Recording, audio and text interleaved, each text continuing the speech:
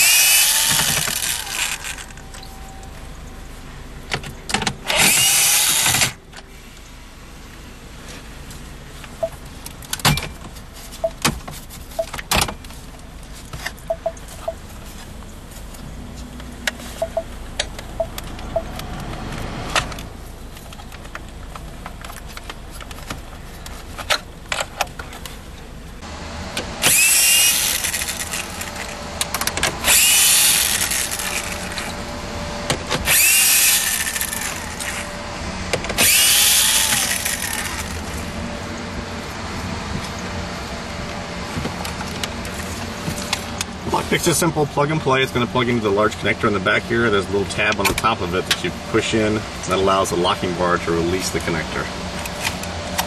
Pulls free. Okay, now we have the cable plugged into the back of the screen. Lockpick's in place.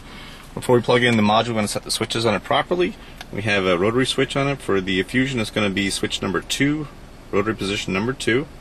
And then you have your option switches on the side here. Usually I can set which different functions you want to operate in the lockpick. If you put switch 1 down, that's going to program the car for a backup camera. If you don't have one presently, you can click the switch 1 down and it'll reflash the screen for that function. Switch 2 down is going to be to remove the camera and restore the car back to its factory programming. We'll also have switch 3 and 4. These are going to activate the video inputs in the box. And switch 5 is the dealer mode, where it blocks the video in motion and allows only camera operations.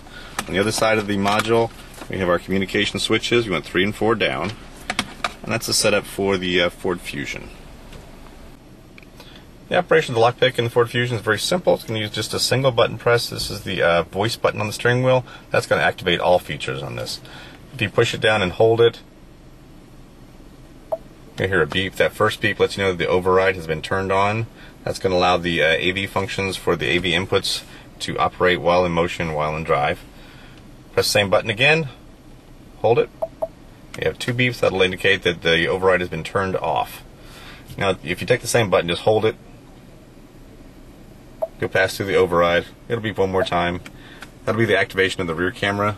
This particular vehicle already has a rear camera on it, so it's going to show you the factory rear camera that's going to work in any gear. You can turn that back off again by holding the button. And wait for the beep. Get 2 beeps. Turns the camera off, puts you back in standard radio operation mode here. There's other options for adding an automatic front camera that'll turn on while you're in drive, and when you slow down to park, it'll actually turn on the front camera for you. That function's built into the lockpick. The instructions show you how to activate that. You can also set the rear camera function to be off completely so it doesn't show while the vehicle is in reverse. That's another function available just through the setup. But basically all the functions are going to be this single button press here. Just hold it. This will also toggle through your video sources if you have a camera connected to the lockpick, and I'll demonstrate that here. Go ahead and turn the camera on, and here's our factory rear camera. I'll go to the module and I'll activate this input here. I currently have an iPhone plugged into it with the video playing on it, so I'll go ahead and turn that on with dip switch number 3. Okay, 3 is down now. That's going to say this video input is now active. When I have a camera on here, I can toggle through it using the next button on the steering wheel. Same. Boom, it switches over, and now we're looking at the video input that I have plugged into the box. And this could be another camera. I'd say there's 2 extra ones here, so you can plug in any particular video source you want to, and you'll also have another one on your harness itself to plug in a rear camera if you're adding one to a car. So there's a total of 3 inputs for the lockpick. Same button here will toggle back to the rear camera, or just hold it, and it turns the video function off completely. Very simple.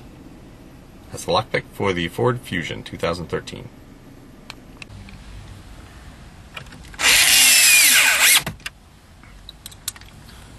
The lockpick module safely behind the screen. You're going to reinstall the panels. It's just basically a reverse order of taking it apart.